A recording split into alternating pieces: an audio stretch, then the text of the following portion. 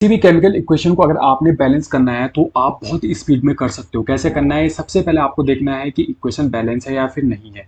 यहाँ पे देखो आयरन क्या है बच्चों, 1 है। यहाँ पे आयरन कितना है, 3 है। तो आपने देख लिया कि ये जो केमिकल इक्वेशन है ये अनबैलेंस्ड है। तो आपको क्या करना है, सबसे पहले उस कंपाउंड को देखना है जिसमें सबसे ज्यादा नंबर ऑफ एटम प्रेजेंट है। तो Fe3O4 में सबसे ज्यादा नंबर ऑफ एटम प्रेजेंट है, यानी कि 7 एटम प्रेजेंट है।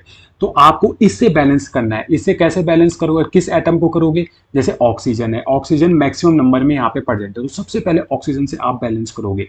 यहाँ पे कितने ऑक्सीजन है, 4 है। रिएक्टेंट में कितने, 1 है। तो आप यहाँ पे क्या कर दोगे, 4 कर दोगे। ऑक्सीजन कितने हो गए, 4। अब आप किसी से भी स्टार्ट कर सकते हो। यहाँ पे देखो हाइड्रोजन कितने हो गए, 4 दूनी 8। यहाँ पे कितने हैं, 2। तो मैं कितने से मल्टीप्लाई करूंगा, 4। 4 दूनी 8। हाइड्रोजन कितने हो गए, 4।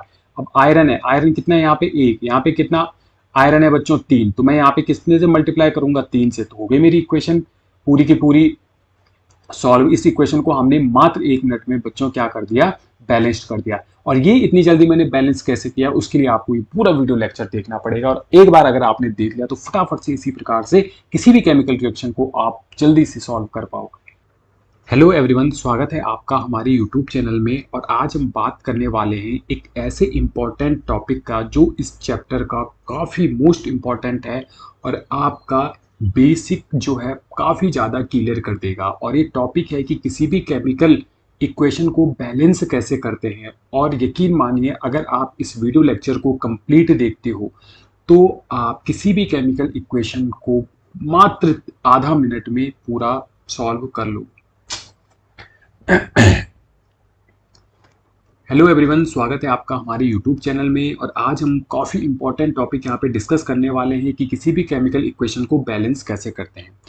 उससे पहले हमने जाना था कि किसी भी केमिकल रिएक्शन को बैलेंस करने की रिक्वायरमेंट आखिर क्यों पड़ी। ठीक है, क्योंकि law of conservation of mass होता है जो ये कहता है कि किसी भी केमिकल रिएक्शन के दौरान यह केमिकल रिएक्शन जब हमारी समाप्त हो जाती है तो जितना रिएक्टेंट हम लेते हैं उतना ही प्रोडक्ट में बनता है। या हमने दूसरे शब्दों में ये भी देखा था कि किसी भी रिएक्शन के शुरू होने से पहले तथा खत्म होने के बाद नंबर ऑफ एटम किसी भी एलिमेंट के हमेशा समान होंगे। यानी कि हम कह सकते हैं कि जितने एटम मेरे रिएक्टेंट में प्रेजेंट होंगे उतने ही एटम मेरे प्रोडक्ट में भी प्रेजेंट होनी चाहिए, राइट। और इसीलिए रिक्वायरमेंट पड़ी कि किसी भी केमिकल रिएक्शन को बैलेंस। तो बच्चों यहाँ पे मैंने एक केमिकल रिएक्शन लिखी हुई है। आपको ये बताना है कि क्या ये केमिकल रिएक्शन बैलेंस्ड है या फिर नहीं है। देखो, थ्योरी तो हमने पढ़ ली है। थ्योरी में हमने क्या सीखा कि भाई किसी भी एलिमेंट के जो एटम होते हैं वो जितने मेरे रिएक्टेंट में होते हैं उतने ही प्रोडक्ट में भी होने चाहिए, राइट। अब आप उस थ्योरी को यहाँ पे अप्लाई कीजिए और मुझे जल्दी से बताइए कि क्या ये रिएक्शन बैलेंस है या फिर नहीं है, राइट। अब कैसे पता करेंगे रिएक्शन बैलेंस है या नहीं है? तो यहाँ पे वही रिएक्शन है, ठीक है। सबसे पहले केमिकल इक्वेशन को चेक करना है कि वो बैलेंस है या नहीं है, ठीक है। जब भी आप इक्वेशन को क्या करोगे, बैलेंस करोगे, ठीक है। तो यहाँ पे एक साइड एक कॉलम आपको एलिमेंट्स का बनाना है। इनिशियल स्टेज की बात कर रहा हूं मैं। जब आपको बैलेंस करना आ जाएगा तो वहां पे कोई भी दिक्कत आपको नहीं होने वाली है, लेकिन इनिशियल स्टेज में आप ये कॉलम बनाओगे प्रैक्टिस करने के लिए। और यहाँ पे ध्यान देना है आपने, सबसे पहले कॉलम में होगा एलिमेंट, ठीक है। उसके बाद होगा number of atom in reactant, number of atom in reactant left hand side. और फिर होगा number of atom in product right hand side, right. अब पहला एलिमेंट कौन सा है बच्चों, जिंक। अब जिंक के कितने एटम मेरे रिएक्टेंट में प्रेजेंट है, ये होता है हमारा रिएक्टेंट। ये क्या होता है, रिएक्टेंट होता है। तो भाई रिएक्टेंट में जिंक है 1, प्रोडक्ट में भी कितना है, प्रोडक्ट में भी 1 है। अब बताओ हाइड्रोजन कितना है रिएक्टेंट में, 2। प्रोडक्ट में कितना है, 2। अब बताओ सल्फर कितना है हमारे रिएक्टेंट में, 1। और प्रोडक्ट में कितना है, 1। अब ऑक्सीजन, ऑक्सीजन प्रोडक्ट में कितना है, 4। और रिएक्टेंट में कितना है, 4। कहीं से भी आप देख सकते हो, राइट।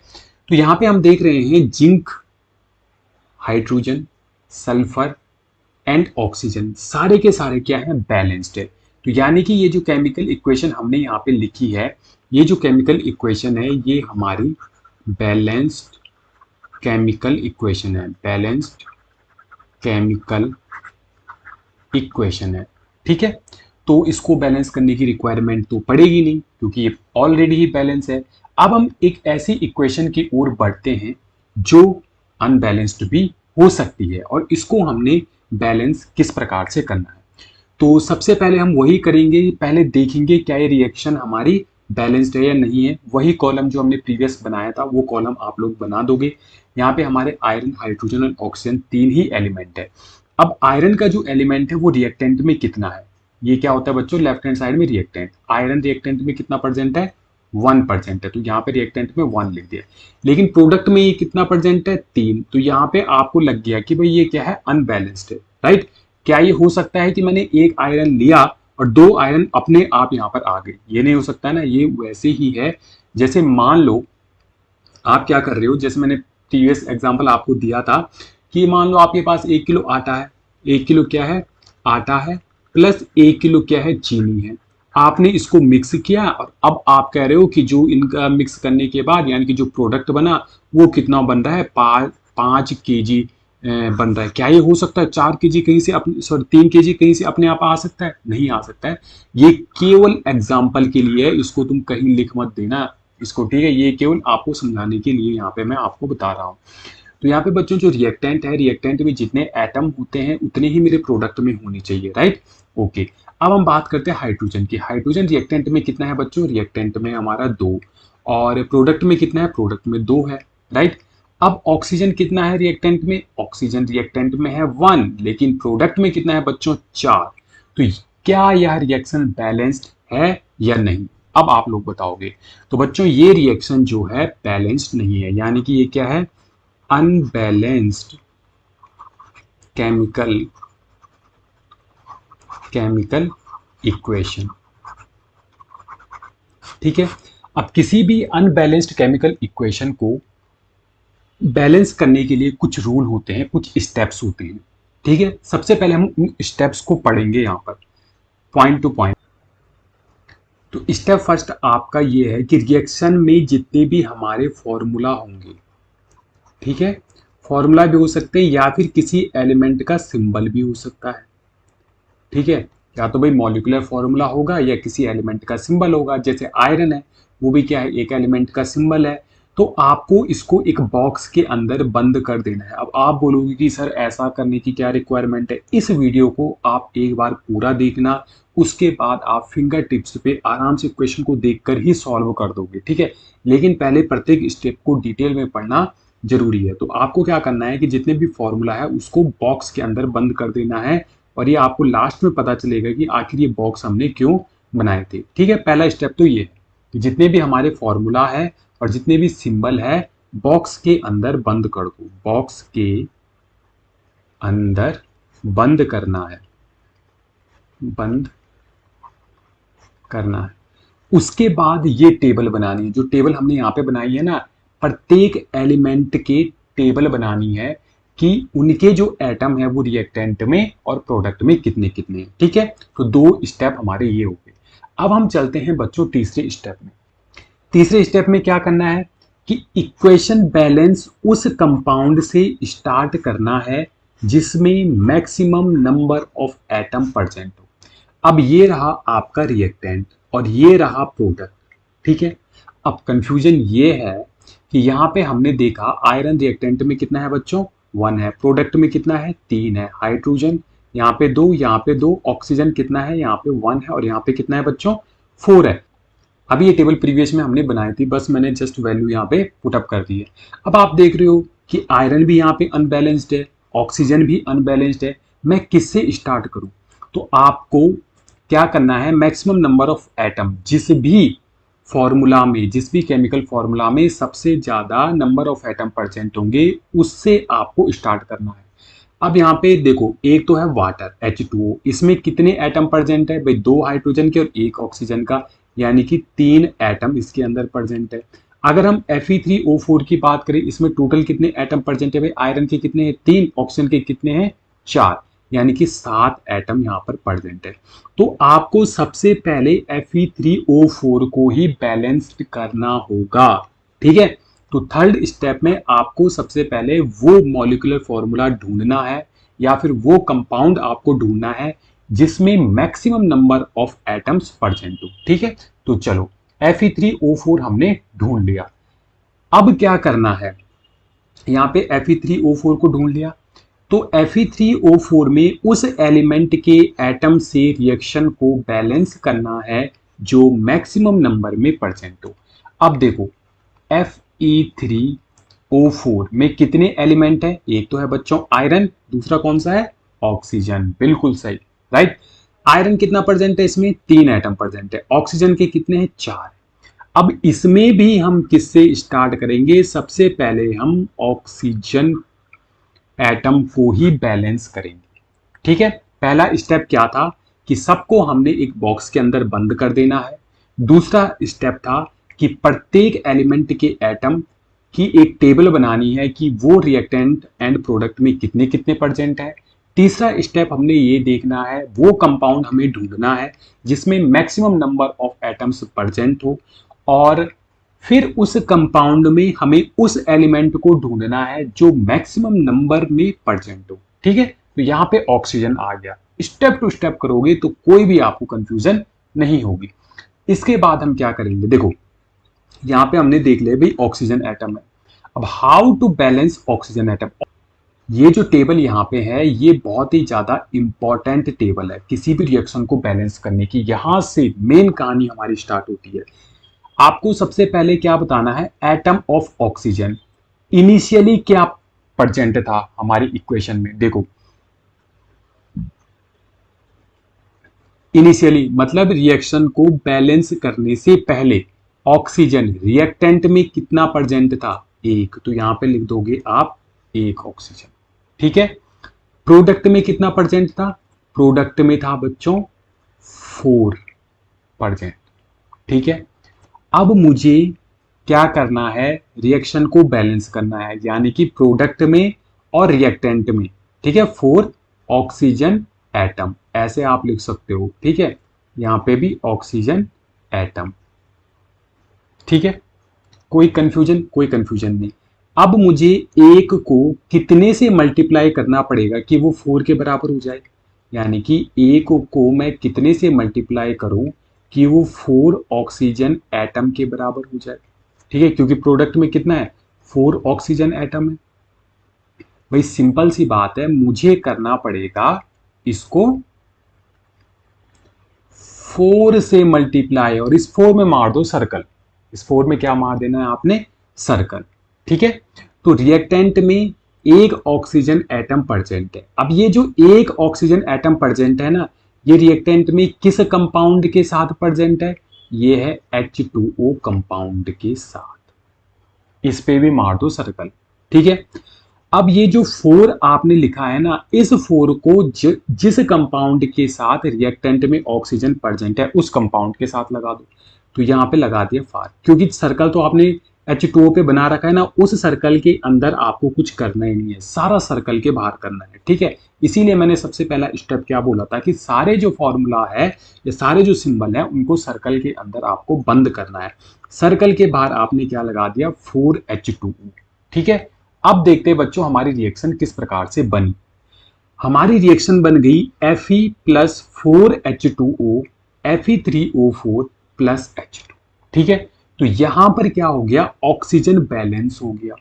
क्या हो गया? ऑक्सीजन एटम बैलेंस हो गया। अब बताओ रिएक्टेंट में कितने ऑक्सीजन है? 4 ऑक्सीजन है। प्रोडक्ट में कितने हैं? 4 है।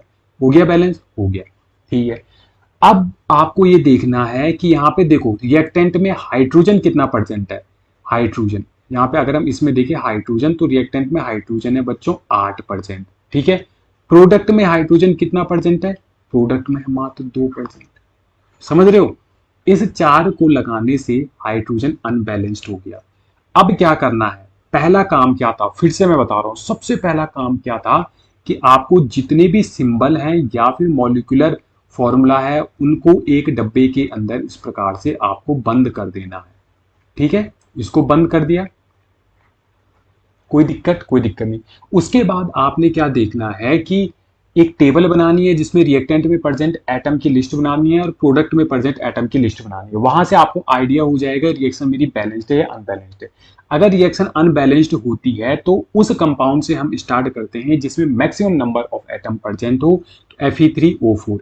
इसमें भी हम उस एटम से रिएक्शन को बैलेंस करते हैं जिसमें maximum number of atom present हो। ऑक्सीजन था तो ऑक्सीजन को हमने बैलेंस कर दिया, हमारी आधी प्रॉब्लम खत्म। अब मेरा अनबैलेंस कौन कौन सा बचता है? अब बचता है हमारा हाइड्रोजन और आयरन। ठीक है, अब आप बोलोगे कि सर आप हाइड्रोजन से ही क्यों स्टार्ट कर रहे हो? आप किसी से भी स्टार्ट कर सकते हो, कोई फर्क नहीं पड़ता। ठीक है, तो हम यहाँ से हाइड्रोजन से स्टार्ट कर रहे हैं। तो hydrogen, atom of hydrogen initially कितने प्रेजेंट है? इनिशियली 8, 8 इन 4H2O। समझ रहे हो ना? यहाँ पे क्या था रिएक्शन? 4H2O हो गया था। 4 कैसे आया? ऑक्सीजन को बैलेंस करने के लिए आया। तो 8 मेरे हाइड्रोजन एटम इनिशियली प्रेजेंट है। अब इस रिएक्शन को देखो आप ना, ये रिएक्शन क्या है? Partially unbalanced equation. पार्शियली मतलब अभी ये कंप्लीट बैलेंस नहीं हुई है, बट कुछ बैलेंस हो गई है, क्योंकि ऑक्सीजन को तो बैलेंस कर दिया ना, इसीलिए पार्टली यहाँ पे वर्ड लगा। ठीक है, ओके। प्रोडक्ट में कितने हाइड्रोजन प्रेजेंट है? 2 इन H2। भाई H2 में कितने हाइड्रोजन प्रेजेंट है? 2 ही हाइड्रोजन प्रेजेंट है। अब आपको देखना है मैक्सिमम नंबर किस में? रिएक्टेंट में प्रेजेंट है। तो रिएक्टेंट में है तो इसको 8 ऐसे ही लिख दो। अब मुझे प्रोडक्ट में 2 के साथ कितने को मुझे मल्टीप्लाई करना है कि मुझे 8 प्राप्त हो जाए, क्योंकि मुझे दोनों को इक्वल करना है। तो भाई सिंपल सा है, मुझे क्या करना पड़ेगा? 4 से यहाँ पे मल्टीप्लाई करना पड़ेगा। किससे मल्टीप्लाई करने का? 4 से। तो जिससे मल्टीप्लाई होता है, जिससे मल्टीप्लाई होता है उसको आप लिख दोगे नीचे, और किसके साथ मल्टीप्लाई हो रहा है? H2 के साथ, तो 4H2 आ जाएगा। और अब मेरी इक्वेशन क्या बन जाएगी? Fe plus 4H2O will be equal to Fe3O4 plus 4H2। कोई दिक्कत? कोई भी दिक्कत यहाँ पे नहीं होनी चाहिए। ठीक है, अब ये रिएक्शन हमारी यहाँ पर बैलेंस्ड हो गई। अब जब हमने रिएक्शन को बैलेंस कर दिया, अभी भी हमारे पास क्या है? रिएक्टेंट में आयरन 1 प्रेजेंट है, लेकिन प्रोडक्ट में कितने हैं? 3 प्रेजेंट है, यानी कि आयरन अभी भी अनबैलेंस्ड है। इसीलिए हमने इसको पार्टली बैलेंस्ड इक्वेशन कहा। अब आपको फिर ये लिस्ट बनानी है एटम्स ऑफ आयरन। ठीक है, इनिशियली इन रिएक्टेंट, रिएक्टेंट में इनिशियली यानी कि बैलेंस को, सॉरी केमिकल इक्वेशन को बैलेंस करने से पहले रिएक्टेंट में कितने आयरन प्रेजेंट है बच्चों? 1 आयरन प्रेजेंट है। प्रोडक्ट में कितने हैं? 3 आयरन प्रेजेंट है, लेकिन 3 आयरन किस में प्रेजेंट है? यहाँ पे लिखना है आपको इन Fe3O4। Fe3O4 में 3 एटम प्रेजेंट है, और ये किस में प्रेजेंट है? इन आयरन में। ठीक है, ओके। अब देखो मैक्सिमम नंबर किसके पास है? प्रोडक्ट के पास है, तो आप 3 ऐसे ही लिख दोगे। ठीक है, 3 ऐसे ही लिख दोगे। अब यहाँ पे क्या करना है? रिएक्टेंट में 1 के साथ में कितने का मल्टीप्लाई करो कि 3 आ जाए? 1 के साथ में कितने का मल्टीप्लाई करोगे? 3 आ जाए। तो 1 के साथ में 3 का मल्टीप्लाई करूंगा। ठीक है, जिसका मल्टीप्लाई करते हैं उसको हम नीचे लिखते हैं 3, और किसके लिए किया? आयरन के लिए किया, तो यहाँ पे आयरन लिख देंगे। यही चीज हम अपनी पार्टली बैलेंस्ड इक्वेशन में लिखेंगे। बाकी आपको कुछ नहीं देखना है, यहाँ पे ये 3 को इसको छोड़ दो, इसको देखना नहीं है। इनटू किसके साथ किया और किसके लिए किया? इस आयरन के लिए किया, तो आपको 3 और ये आयरन यहाँ पे लिख देना है। अब हमारी इक्वेशन क्या हो जाएगी भाई? 3Fe plus 4H2O will be equal to Fe3O4 plus 4H2। ठीक है, अब हमने अपनी तरफ से इस इक्वेशन को बैलेंस कर दिया। भाई हमने आयरन को भी बैलेंस कर दिया, हाइड्रोजन को भी कर दिया, ऑक्सीजन को भी कर दिया, बट अभी भी हमें क्या करना है बच्चों? इसको चेक करना है। Finally chemical equation check. अब ये कैसे करना है केमिकल इक्वेशन चेक? वीडियो को पॉज कीजिए और जल्दी से इस इक्वेशन को चेक कीजिए करना है, और मुझे कमेंट करके बताना है कि हमने ये रिएक्शन बैलेंस सही की है या फिर नहीं की है। ठीक है, ओके। अब स्टेप हमारा 6 क्या आता है कि रिएक्शन को बैलेंस हमने कर दिया, लेकिन कोई भी केमिकल रिएक्शन हमें क्या बताती है? पहले वीडियो लेक्चर से मैं आपको बता रहा हूं कि हम पूरी कहानी लिखने के बजाय हम एक केमिकल इक्वेशन लिखते हैं जिसमें उस कहानी का पूरा सार होता है। मैंने बोला कि मैंने 3 आयरन एटम लिए, उसके साथ मैंने 4 वाटर के मॉलिक्यूल को मिलाया, उसके बाद मुझे Fe3O4 का एक मॉलिक्यूल प्राप्त हुआ तथा 4 मॉलिक्यूल मुझे हाइड्रोजन गैस प्राप्त हुई, राइट। तो इस चीज को और ज्यादा इंफॉर्मेटिव बनाने के लिए हमने क्या किया, केमिकल इक्वेशन बनाई, ठीक है। तो केमिकल इक्वेशन में हमने केमिकल फॉर्मूला फटाफट से लिखे और एक साइड रिएक्टेंट एक साइड प्रोडक्ट लिखा, मतलब कहानी लिखने की जरूरत ही नहीं। अब इस रिएक्शन से आप पूरी कहानी को एक्सप्लेन कर सकते हो कि आखिर इसमें क्या क्या हुआ होगा, क्या आपने इनिशियल में लिया यानी कि रिएक्टेंट क्या लिया, प्रोडक्ट क्या लिया, ठीक है। अभी तक हम यही बात कर रहे थे, लेकिन रिएक्शन को और इंफॉर्मेटिव बनाने के लिए हम केमिकल इक्वेशन में प्रेजेंट सिंबल या फिर फॉर्मूला को उनकी फिजिकल स्टेट के साथ लिखते हैं। फिजिकल स्टेट के साथ मतलब जैसे यहाँ पे आयरन है, आयरन कैसा होता है बच्चों, सॉलिड होता है, तो हम इसको स्मॉल एस ब्रैकेट के अंदर स्मॉल एस के साथ यहाँ पे रिप्रेजेंट कर देंगे, ठीक है। एस एस क्या इंडिकेट करता है कि भाई जो आयरन है यहाँ पे सॉलिड स्टेट में था, ठीक है। H2O वाटर, वाटर से आपके दिमाग में क्या आता है, लिक्विड, लेकिन यहाँ पे गैसेस स्टेट में है, ठीक है। हम क्या कर रहे हैं, स्टीम दे रहे हैं इसको, गैसेस स्टेट में है वाटर। देखो कितना बड़ा, मतलब इस जी को लगाने से पूरा का पूरा हमारा वाटर का मीनिंग ही बदल गया है, क्योंकि अक्सर हम क्या करते हैं, वाटर को एज अ लिक्विड ही कंसीडर करते हैं या एज अ लिक्विड ही बोलते हैं कि वाटर लिक्विड ही होगा, ठीक है, लेकिन यहाँ पे वाटर गैसेस में प्रेजेंट है। इसी प्रकार से Fe3O4 यहाँ पे सॉलिड स्टेट में और हाइड्रोजन क्या है, गैसेस स्टेट में, ठीक है। और जो लिक्विड में प्रेजेंट होगा, जो भी हमारा रिएक्टेंट है या प्रोडक्ट है, अगर कोई लिक्विड में प्रेजेंट है तो उसको स्मॉल एल से रिप्रेजेंट करते हैं। और कोई भी रिएक्टेंट अगर हमारा एक्वस है, एक्वस का मतलब यदि वो वाटर के साथ क्या बना रहा है, सॉल्यूशन बना रहा है, तो उसके साथ हम क्या लिखेंगे, ए क्यू लिख देंगे ब्रैकेट में। ये था बच्चों आपका एक इंपॉर्टेंट लेक्चर जिसमें आप लोगों ने सीखा कि किस प्रकार हम केमिकल इक्वेशन को बैलेंस करते हैं। और ये जो स्टेप है मैंने आपको बहुत ही आसान तरीके से समझाया है और साथ में मैंने लिख भी रखा है कि किस प्रकार से स्टेप टू स्टेप आपको रिएक्शन को कंप्लीट करना है।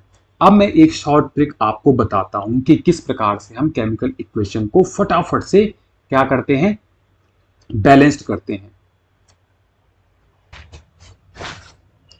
देखो किसी भी केमिकल इक्वेशन को अगर आपने बैलेंस करना है तो आप बहुत ही स्पीड में कर सकते हो। कैसे करना है, सबसे पहले आपको देखना है कि इक्वेशन बैलेंस है या फिर नहीं है। यहाँ पे देखो आयरन क्या है बच्चों, एक है, यहाँ पे आयरन कितना है, 3 है। तो आपने देख लिया कि ये जो केमिकल इक्वेशन है ये अनबैलेंस्ड है। तो आपको क्या करना है, सबसे पहले उस कंपाउंड को देखना है जिसमें सबसे ज्यादा नंबर ऑफ एटम प्रेजेंट है। तो Fe3O4 में सबसे ज्यादा नंबर ऑफ एटम प्रेजेंट है, यानी कि 7 एटम प्रेजेंट है। तो आपको इससे बैलेंस करना है। इससे कैसे बैलेंस करोगे, किस एटम को करोगे, जैसे ऑक्सीजन है, ऑक्सीजन मैक्सिमम नंबर में यहाँ पे प्रेजेंट है, तो सबसे पहले ऑक्सीजन से आप बैलेंस करोगे। यहाँ पे कितने ऑक्सीजन है, 4 है, रिएक्टेंट में कितने, 1 है, तो आप यहाँ पे क्या कर दोगे, 4 कर दोगे। ऑक्सीजन कितने हो गए, 4। अब आप किसी से भी स्टार्ट कर सकते हो। यहाँ पे देखो हाइड्रोजन कितने हो गए, 4 दूनी 8, यहाँ पे कितने हैं, 2, तो मैं कितने से मल्टीप्लाई करूंगा, 4, 4 दूनी 8, हाइड्रोजन कितने हो गए, 4। अब आयरन है, आयरन कितना है यहाँ पे, 1, यहाँ पे कितना आयरन है बच्चों, 3, तो मैं यहाँ पे कितने से मल्टीप्लाई करूंगा, 3 से, तो हो गई मेरी इक्वेशन पूरी की पूरी सॉल्व। इस इक्वेशन को हमने मात्र 1 मिनट में बच्चों क्या कर दिया, बैलेंस्ड कर दिया। और ये इतनी जल्दी मैंने बैलेंस कैसे किया, उसके लिए आपको ये पूरा वीडियो लेक्चर देखना पड़ेगा। और एक बार अगर आपने देख लिया तो फटाफट से इसी प्रकार से किसी भी केमिकल रिएक्शन को आप जल्दी से सॉल्व कर पाओगे।